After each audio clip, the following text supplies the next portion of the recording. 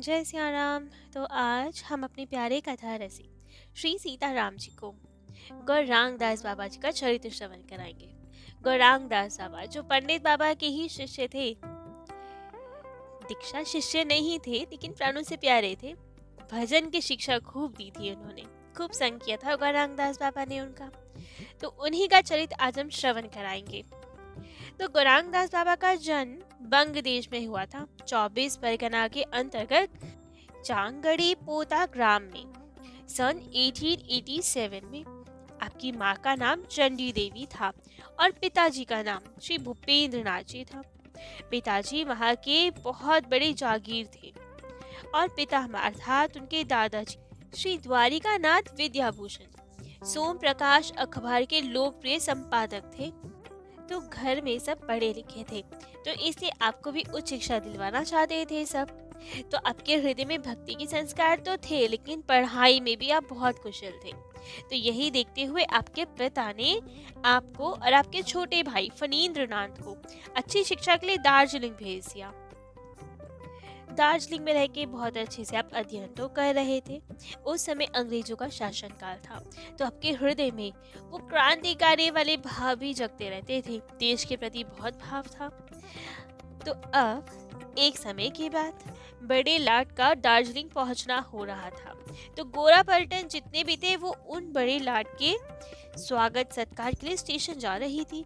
सड़क से जैसे पलटन जा रही थी, उसी सड़क से एक और से धीरेन्द्र जी भी आ रहे थे। धीरेन्द्र जी गौरांग दास बाबा के ही पूर्वाश्रम का नाम है, अर्थात पहले जो उनके माता पिता ने नाम रखा था। तो धीरेन्द्र जी भी वहां से आ रहे थे, किताबों का बड़ा सा बैग अपने कंधे पर टांगे हुए स्कूल से लौट रहे थे। सड़क बड़ी पतली सी थी, तो अब सड़क के एक और तो बड़ा सा पहाड़ था और दूसरी ओर पत्थर की बनाई हुई दीवार थी। अब जब देखा कि सामने से गोरा पलटन आ रही है, तो उनको रास्ता देने के लिए धीरेन्द्र दीवार से बिल्कुल चिपक कर खड़े हो गए। लेकिन गोरे सिपाही तो होते ही क्रूर हैं, तो गोरे सिपाही आते जाते बार बार धीरेन्द्र को ठोकर मारते रहते। कोई उन्हें बंदूक के बट से प्रहार कर देता, कोई उन्हें यू ब्लैकी बर्गर या यू इंडियन डॉग कह के गाली देता। अब धीरेन्द्र जी ने गोरों की मार तो सह ली, लेकिन जब देश के प्रति उन्होंने गाली दी इनको, तो ये सुनकर तो उनके रक्त में उबाल आ गया, क्रोध आ गया उन्हें। उन्होंने देखा कि सड़क के किनारे एक पत्थर पड़ा हुआ है, मन में कुछ निश्चय कर लिया। और अब जैसे ही आखिरी सिपाही उन्हें ठोकर मारता हुआ जा रहा था, गाली दे रहा था, तभी उन्होंने वो पत्थर उठाया और जोर से उसके सिर पे दे मारा। अब तो जब सब ने देखा कि ये क्या हुआ, इसकी तो उम्मीद ही नहीं थी गोरे सिपाहियों को, क्योंकि विद्रोह तो होता नहीं था ज्यादा उनका कहीं पे ऐसा, वो भी बच्चे के द्वारा, तो उम्मीद ही नहीं थी। सब जगह हड़कंप मच गया, सब दौड़ कर आए इनके पास। इतने में तो कुलाचे मारते हुए धीरेन्द्र जी पहाड़ पे चढ़ गए और पहाड़ पे चढ़कर वहां से पत्थरों की बौछार कर दी पलटन पर। पलटन में तो खलबली मच गई। उसके कप्तान ने हुक्म दिया कि घेर के पकड़ लो इसको। अब वे अकेले बचे थे, पलटन बहुत बड़ी, तो पकड़ में तो आ गए, लेकिन उनको पकड़ने के प्रयास में जितने पहाड़ पे चढ़ते सिपाही सबको खूब पत्थर मारते, बहुत सिपाही घायल भी हो गए। तो अब धीरेन्द्र जी तो पलटन की पकड़ में आ गए और वे अब दंड भी देना चाहते थे इन्हें, लेकिन सब और इसका विद्रोह हो गया।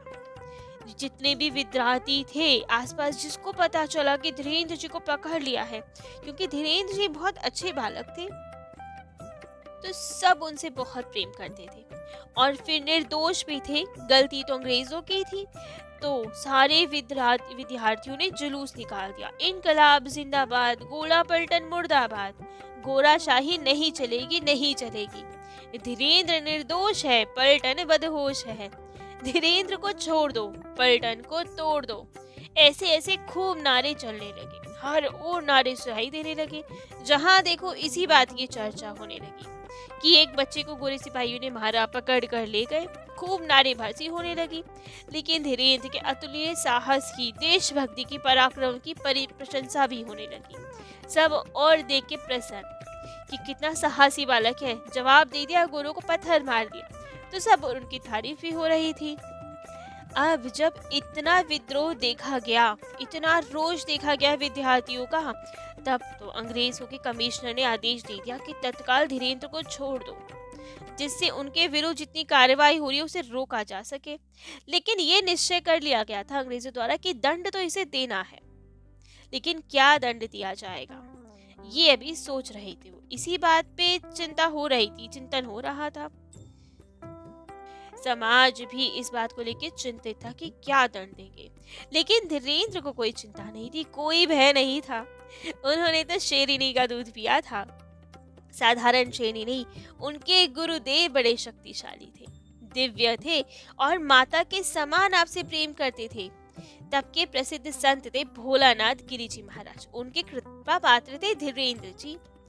और भोलानाथ गिरी जी धीरेन्द्र जी को मातृवत प्रेम करते थे, इतना प्रेम करते थे कि वात्सल्य में भरकर उन्होंने तो एक बार गौरांगदास बाबा जी को गोद में बिठाया और माता के जैसे हृदय से लाके दुख पान करवाया था उन्हें, और अपनी शक्ति का पूरा संचार धीरेन्द्र जी में कर दिया था। तो इसलिए वे निर्भय थे।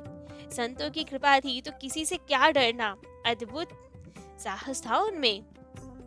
तो जब धीरेन्द्र जी पे ये संकट आया तो अपनी दिव्य दृष्टि से भोलानाथ गिरी जी को भी पता चल गया और वे भी दार्जिलिंग आ गए अपने शिष्य बंग केसरी ज्योतिन मुखर्जी के घर पे। बंग केसरी जी उस समय के बहुत बड़े क्रांतिकारी थे। तो अब जब गुरुदेव आए तो धीरेन्द्र जी भी गए उनके दर्शन करने, और उन्हें देखते ही गुरुदेव ने कहा, चिंता क्या है, तू तो शेर का बच्चा है, थोड़ी सी गीदड़ों से क्या डरेगा, क्या कर लेंगे गीदड़ तेरा, तेरे पीछे समर्थ गुरु का बल है, तू डर मत। और अब ऐसी कृपा हुई, ऐसी प्रेरणा हुई कि कमिश्नर ने धीरेन्द्र को दंड देने का भार उनके स्कूल के हेडमास्टर पे छोड़ दिया। और हेडमास्टर तो क्या ही ज्यादा दंड दे देते, तो समाज से ये सब चिंता आदि सब मिट गई कि क्या दंड मिलने वाला है धीरेन्द्र जी को। तो अब निश्चिंत होके सब महापढ़ाई करने लगे, गौरांगदास जी भी और उनके भाई भी। वहां से उन्होंने एंट्रेंस की परीक्षा दी और प्रथम श्रेणी से पास होके धीरेन्द्र नाथ कलकत्ते के संस्कृत कॉलेज में भर्ती हो गए। उनके भाई फणींद्र ने भी परीक्षा दी, वे भी पास हो गए, वे भी उसी कॉलेज में आ गए। और इन दोनों के दूसरे भाई नरेंद्र पहले से वहां पढ़ ही रहे थे। नरेंद्र जी भी बंग केसरी ज्योतिन मुखर्जी से बहुत प्रभावित थे, और दार्जिलिंग में नरेंद्र जी और धीरेन्द्र जी से भी उनका संपर्क हुआ था, घनिष्ठ संबंध हो गया था, तो वे भी उनसे बहुत प्रभावित होने लगे थे। तो संस्कृत कॉलेज में पढ़ते समय नरेंद्र और फणींद्र दोनों का अधिकांश समय क्रांतिकारी योजनाओं में व्यतीत होने लगा। उन्हीं के बारे में पढ़ते, उन्हीं के बारे में सुनते। अब वे पवाना डकैती केस में दोनों भाइयों ने बहुत बड़ी भूमिका भी निभाई थी। नरेंद्र पकड़ भी लिए गए थे, और जो फणींद्र थे वे बंगाल की खाड़ी से समुद्र में तैरते तैरते बर्मा चले गए थे, और वहां से उन्होंने क्रांतिकारी दल के लिए शस्त्र इकट्ठे करने के उद्देश्य से चीन की यात्रा भी की थी। जो इनके बड़े भाई थे कि चीन से जाके कुछ हथियार आदि ले आए क्रांतिकारियों के लिए। तो जब इनके दोनों भाई नरेंद्र और फणींद्र दोनों क्रांतिकारी योजनाओं में सम्मिलित हो ही गए थे, तो वही चिंगारी धीरेन्द्र के हृदय में भी थोड़ी थोड़ी तो सुलग रही थी। लेकिन उससे भी बड़ी एक चिंगारी आपके हृदय में पहले से अपना स्थान बना चुकी थी। आप विद्यार्थी जीवन में कुशल थे, कोई कामना थी ही नहीं, संसारिक सुख सुविधा आपके पास थी, माता पिता गुरुजनों का स्नेह आपके पास था, आदर्श चरित्र आपका था, विद्या अध्ययन के लिए उत्तम से उत्तम साधन आपके पास थे। आप बहुत रूपवान थे, सुंदर थे, स्वस्थ थे, तीव्र मेघा शक्ति वाले थे, हर तरह से परिपूर्ण थे आप। लेकिन फिर भी किसी अलौकिक वस्तु का अभाव था जिससे आपको आपका जीवन फीका जान पड़ता था। तो वही आप सोचा करते थे कि ऐसी क्या कमी है हमारे जीवन में, किस चीज की खोज है हमें, क्यों सब कुछ होते हुए भी किसी एक अलौकिक वस्तु की तलाश है हमें, जिसके बिना हमें हमारा जीवन निरर्थक मालूम पड़ता है। अब ये सब बात आपने अपने गुरुदेव भोलानाथ गिरी जी को बताई। तब तो उन्होंने कहा कि हमने कृपा पूर्वक आपको शिव मंत्र का उपदेश दिया है, आपको दीक्षा प्रदान की है, लेकिन आपके हृदय में कृष्ण भक्ति के प्रबल संस्कार हैं, तो किसी वैष्णव महात्मा के पास जाओ और उनसे दीक्षा ग्रहण करो, ऐसी उनके गुरुदेव ने आज्ञा दी। स्वामी विवेकानंद की जो शिष्या थी भगिनी निवेदिता जी, वे भी धीरेन्द्र जी से बहुत प्रेम रखती थी, बहुत स्नेह रखती थी। उनकी इच्छा थी कि वे बेलूर मठ के स्वामी ब्रह्मानंद महाराज जी से दीक्षा ले। इस उद्देश्य से वे ले भी गई थी एक बार आपको ब्रह्मानंद महाराज जी के पास, लेकिन उन्होंने भी आपको देखकर यही कहा, ये तो एक महान वैष्णव है, इसकी दीक्षा तो किसी वैष्णव गुरु से ही होगी। अब उन्होंने भी दीक्षा नहीं दी तो अब सोच में पड़ गई कि गुरुदेव ने आज्ञा दी किसी वैष्णव गुरु से दीक्षा लो, क्या करूं, कहाँ जाऊं, कुछ समझ नहीं आया। तभी आपके जन्म स्थान से 1.5 मील दूर पंचवटी नामक एक निर्जन स्थान था, जहाँ पे देवी जी का एक प्राचीन मंदिर था। एक दिन धीरेन्द्र जी उन्हीं देवी जी के दर्शन करने गए, प्रणाम किया और कृष्ण भक्त गुरु की प्राप्ति की भिक्षा उनसे मांगी। यही कहा कि मैया कृपा करो, एक कृष्ण भक्त गुरुदेव से हमें मिला दो, हमारी दीक्षा करवा दो, हमें वैष्णव बना दो। ये प्रार्थना करते ही देवी मैया के गले से फूलों की माला खिसक गई, उनके हाथों में आ गई। अब तो समझ गए कि देवी मैया हम पे राजी है। आशीर्वाद दिया मैया ने, बहुत प्रसन्न हुए, माला को सर पे धारण किया और घर लौट आए। इस घटना के बाद आपको देवी जी में अटूट श्रद्धा हो गई। अब तो आप सोते जागते खाते पीते हर समय उन्हीं के ध्यान में मग्न रहते, उन्हीं का चिंतन किया करते। कभी कभी तो प्रातः काल उनके ध्यान में बैठ जाते तो संध्या तक एक ही आसन से एक ही मुद्रा में वैसे ही बैठे रह जाते। अब उनके जो बड़े भाई थे देवेंद्र कुमार चक्रवर्ती जी, उनकी पत्नी शैलबाला कभी कभी रसोई बनाती तो बना बैठी ही रह जाती, क्योंकि आप ध्यान से ही बाहर नहीं आते, कैसे पमाए आपको। तो एक बार उन्होंने पूछ लिया धीरेन्द्र जी से कि तुम देवी जी की इतनी पूजा करते हो, वे तुम्हारे पे कुछ कृपा भी करती है या नहीं, ऐसे ही उनके ध्यान में बैठे रहते हो। सुनते ही तो धीरेन्द्र जी के नेत्र सजल हो गए, कंठ भर आया और वे बोले, भाभी मैं हर समय उनकी कृपा का अनुभव करता हूँ। मैं पंचवटी जाता हूँ तो वे अपना लाल लाल रंगा हुआ हाथ जंगल से निकाल के मेरे मस्तक पर रख देती है, इतनी कृपा करती है वो मुझ पर।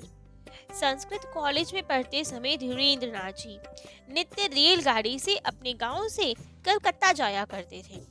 एक दिन वे जब कलकत्ता जा रहे थे तो उन्होंने देखा गाड़ी के एक कोने में एक महात्मा बैठे हुए हैं। उनके ललाट पे हरि मंदिर तिलक है, अर्थात ऊर्ध पुंड लगा हुआ है। गले में तुलसी जी की कंठी है, हाथ में हरि नाम की जप माला झूली है। उनके होश निरंतर ठाकुर जी का स्मरण कर रहे हैं, जप कर रहे हैं, हिलते हुए दिख रहे हैं। नेत्र ठाकुर जी की ध्यान में सजल हैं। देखते ही समझ गए आपकी ये जरूर कोई वैष्णव है, हरि भक्त ही है। बड़े प्रसन्न हुए, तुरंत गए उन महात्मा के पास, प्रणाम किया और उनके पास जाके बैठ गए। पूछा उनसे कि प्रभु क्या आप यथार्थ किसी कृष्ण भक्त को जानते हैं? तब तो उन महात्मा ने कहा, हाँ मैं जानता हूँ। आपने पूछा कौन है वे? तब तो उन्होंने कहा, बड़े बाबा के शिष्य श्री रामदास बाबा जी महाराज। अब ये कहे कि बड़े बाबा कौन है? तब उन्होंने कहा, श्री राधा रमन चरण दास देव। उन्हें सब बड़े बाबा के नाम से जानते हैं। उनका विशाल शरीर था, बहुत शक्तिशाली महात्मा थे वे। अच्छा, तो क्या अब वे नहीं है इस संसार में? तब तो महात्मा के नेत्र सचल हो गए। कहा, ये कहना तो उचित नहीं है कि वे नहीं है संसार में, क्योंकि जो ऐसे दिव्य महापुरुष होते हैं वे कहीं नहीं जाते। यदि कोई सच में सच्चे हृदय से उनकी शरण लेता है तो वे उन्हें दर्शन देके कृतार्थ करते हैं। शायद भौतिक देह में वो नहीं रहे, लेकिन दिव्य देह से वो अवश्य संसार में रहते हैं, भक्तजनों पे कृपा करते हैं और अपनी असाधारण व्यक्तित्व, असाधारण शक्ति का परिचय भी देते हैं भक्तों को। अच्छा, कैसा असाधारण व्यक्तित्व था उनका? कौन थे वे? हमें बताइए उनके बारे में। तब तो उन महात्मा ने बताया कि बड़े बाबा वे महाप्रभु और नित्यानंद प्रभु की करुणा के मूर्तिमान स्वरूप थे। मानो महाप्रभु की करुणा ने ही उनके स्वरूप में अवतार लिया था, पृथ्वी पर उन जीवों का उद्धार करने के लिए जो उन महाप्रभु की कृपा से वंचित रह गए हों। उन्होंने न जाने कितने जगाई मधाई का उद्धार किया है, कितने पापियों को धारा इस संसार से, प्रेम दान किया उन्होंने सबको। चिता पे जाते हुए मुर्दे तक को देखकर उनके हृदय में करुणा आ गई थी। मृत व्यक्ति के भी कान में महामंत्र सुनाया उन्होंने, प्राणों का संचार किया और तब उसे जाने दिया। पशु पक्षी यहाँ तक कि वृक्षों में भी उन्होंने प्रेम दान किया। सब में अष्ट सात्विक विकार उत्पन्न कर दिए, सब में वो भाव जगा दिया। वो जब कीर्तन करते थे तो पीपल की कहानी तो प्रसिद्ध है। एक पीपल था उनके घर के पास जो उनके कीर्तन को सुनकर कई बार नृत्य कर उठता था। आज भी कई लोग हैं जो बड़े बाबा की कृपा का साक्षात अनुभव कर पाते हैं और कृतकृत्य होते हैं। तब तो धीरेन्द्र जी ने पूछा, मुझे उनकी कृपा कैसे प्राप्त होगी? मुझे भी वैष्णव बनना है, उनकी कृपा का अनुभव करना है। तब तो उन महात्मा ने बताया, यदि तुम बड़े बाबा की कृपा पाना चाहते हो तो उनके शिष्य श्री रामदास बाबा जी की शरण ग्रहण करो। यदि उनकी शरण ग्रहण कर ली तो तुम्हें बड़े बाबा की कृपा सहज ही प्राप्त हो जाएगी, क्योंकि रामदास बाबा जी बड़े शक्तिशाली सिद्ध महात्मा है, बड़े बाबा के दूसरे स्वरूप ही है। और आजकल कोलकाता में कोलहट्टू टोला में मोतीलाल शील की लॉन्च पे रह रहे हैं। ये सुनते ही अब धीरेन्द्र जी का हृदय गदगद हो गया, मन प्रसन्नता से भर गया, अश्रुजल धार बह उठी। हृदय में पक्का निश्चय कर लिया कि अब हम उनके दर्शन करने जाएंगे, उनकी कृपा प्राप्त करने का पूरा प्रयास करेंगे। लेकिन कैसे उन्हें उनकी कृपा प्राप्त होती है, कैसे दर्शन होता है, ये सब हम अपने प्यारे कथा रसिक श्री सीताराम जी को कल श्रवण कराएंगे। आज के लिए इतना ही। जय जय श्री सीताराम।